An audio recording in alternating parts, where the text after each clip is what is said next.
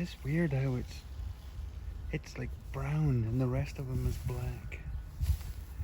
Hey Billy, how's it going, bud? How's that extra airbag there? It's like a little wig.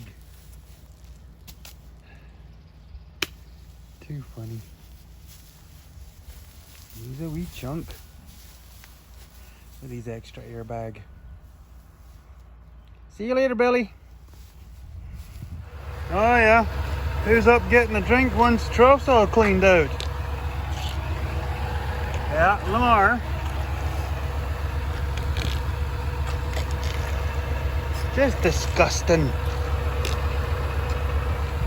Yeah, I'll scrub it out another time, but it's good enough for now. Yeah, she's a hot day. It's got to be over 20 degrees already, which is warm for me here.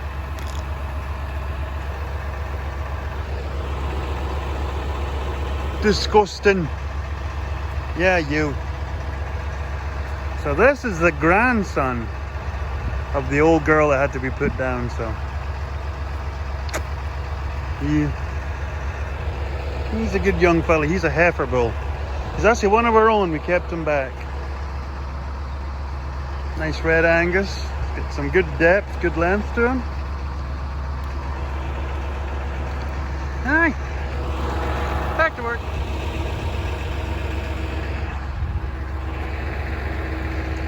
Yeah, so remember during the winter when I said about calling animal rights, PETA to come and help, you know, look after these abused animals in the water troughs for misbehaving. Water troughs misbehaving again, but it's not the water trough's fault.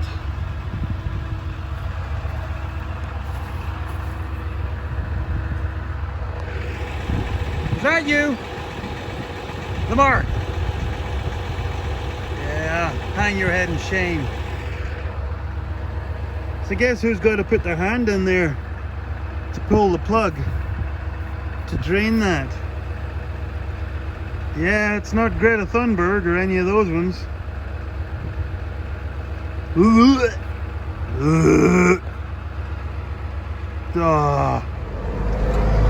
Yeah, the cows are a little confused because it's just after lunchtime and I'm out here putting silage out to the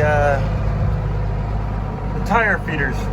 We drop the silage into tires that way that the cows can munch away on the silage while still nibbling away on the fresh grass shoots. Yeah, we'll feed them out in this paddock while the pastures they start to grow up. Oh, that's those four. These are just old tractor tires, kind of like what's on this one. Oh, you're out of focus. And then I have one down here that's an old combine tire with a side cut out of it. And then I've got a bale ring up there with sides curtains on it, and I fill that up with silage too. So I'll bring you back. And there it is. There's our old cow, 20 years old. And look at that tiny little red heifer, just her little mini-me, in tow right behind her. Called her Pixie, she's so tiny. But Mom's an oldie but a goodie. She makes babies every year. So yeah, trying to get the silage all put out and then head out to the fields, which is, I can't zoom in anymore, which is right over there. My big finger. So yeah, bring it back. This is another one of our projects that we did to do the environmental group. We drained the yard into a lagoon. But if you can see that, there's the drain pipe. The lagoon's not even half full. Normally we have to empty this lagoon at least once, if not twice a year. This year it's not even half full. So yeah, it's a little worrying. There's all the babies. Just everywhere. A whole bunch of them. Oh, some of them are hiding in the trees. yeah, I'm going to make a pile and then drop the bale feeder down over the top of the pile. And that'll give the cows some extra feed to keep them going today while I'm off sowing next year's feed. Look at the little babbies. There's little 66. One of the latest babies. She's just tiny. Her mum also tried to kill me. Yeah.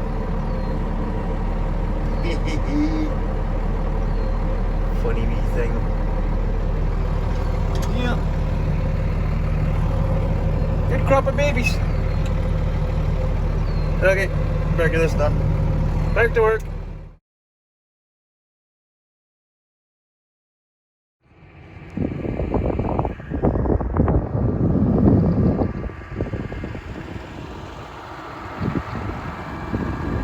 My land.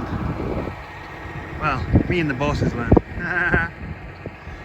So, this is us. I don't know if you can hear me. This is us sitting down the hay. This whole corridor is going down to alfalfa grass mix with a little curveball. As you saw from the last video of the seed, the last of the seed showed up, and it's sorghum Sudan grass, which can grow upwards of 8 feet tall. So we're sowing it at a half rate, and basically we're sowing it to protect the hay from getting scorched and dried out. So the Sudan will come up quick and grow to protect the hay that's underneath from drying out. And then we'll be able to cut the Sudan grass for hay or forage or whatever, while the hay still comes up, and then the hay will be here for the next however many years. So yeah, it's a bit different game this. Renting the grazing clubs. It's called a John Deere 1590 zero-till drill. So it has grass seed box. I think this is for fertilizer, but they don't have it hooked up, and this is seed. So yeah, it's quite the cocktail. So that sort of stuff you can see more there, that's the hay, that's alfalfa and grass and whatnot. The reddish stuff, that's the sorghum Sudan grass.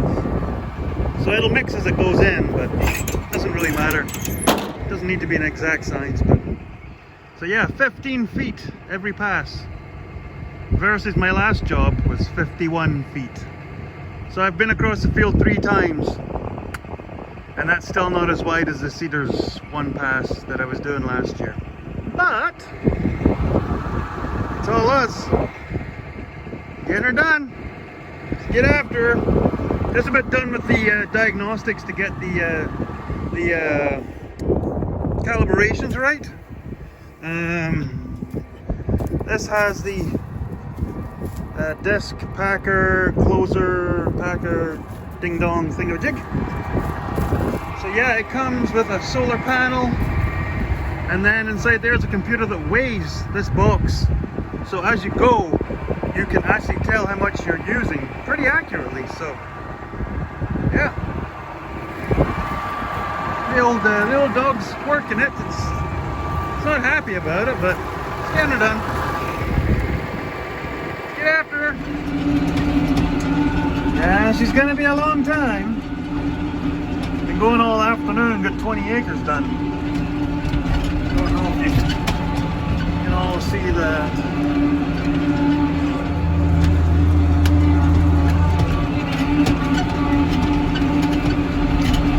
Yeah,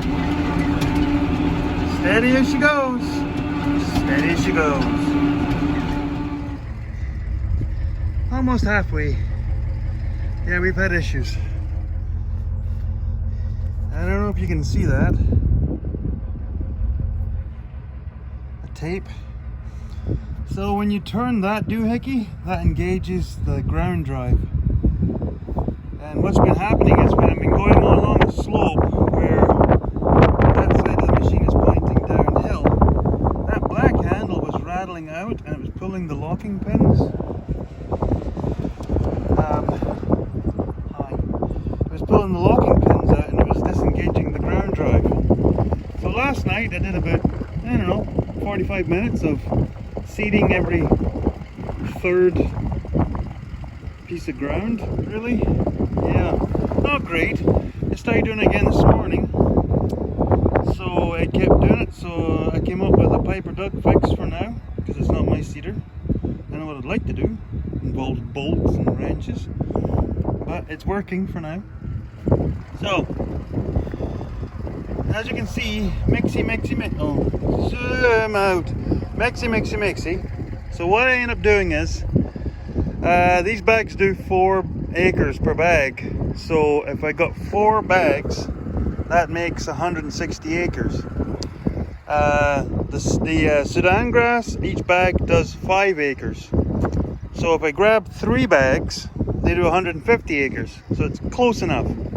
So what I do is I go 1 bag of alfalfa grass, 1 bag of Sudan, 1 bag of alfalfa grass, 1 bag of Sudan, blah da blah da blah da blah, and I'll put it in layers, and then I'll mix it with my handy dandy mixing high-tech tool guy, windshield scraper brush guy thing. So yeah, that does a pretty good job. Like, gets it right down in there, and you flick it up against the wall, it breaks all the layers, and then you push it back down and it's fairly mixed up. And you don't want to put your hands in the red stuff, because it says right on the bag, poisonous. So that's why you can't just stick the hands in there and rumbledy-tumbledy it. So yeah, oh, it's still dry. Oh, there's some thunderstorms, but no, rain showers, but still no moisture. Let's get after her. Hey, so there it is in layers. So then take the handy dandy tool and stuff it down in there, and you flick it up, except you have to use a bit more force, and you see the different colors coming up. That's it. It needs all them special blending machines and things. So yeah, let's get after it. So, repair number 3. See the wet wheel? Dry wheel. Wet wheel. Okay, so this wheel started dragging.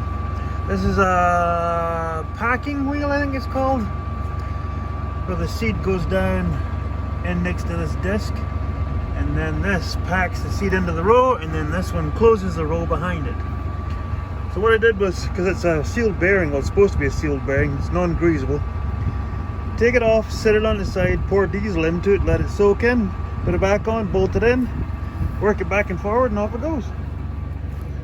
So here's the lock that's all taped up for now. So that's working.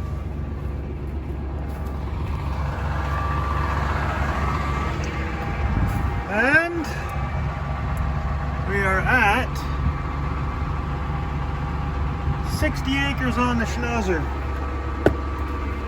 And I've still got 814 pounds.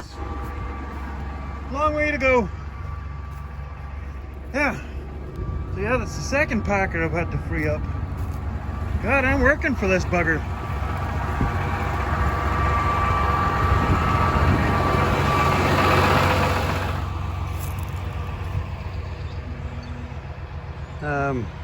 Hey, are you okay? The world record for holding your breath. I think you might have won there, bud.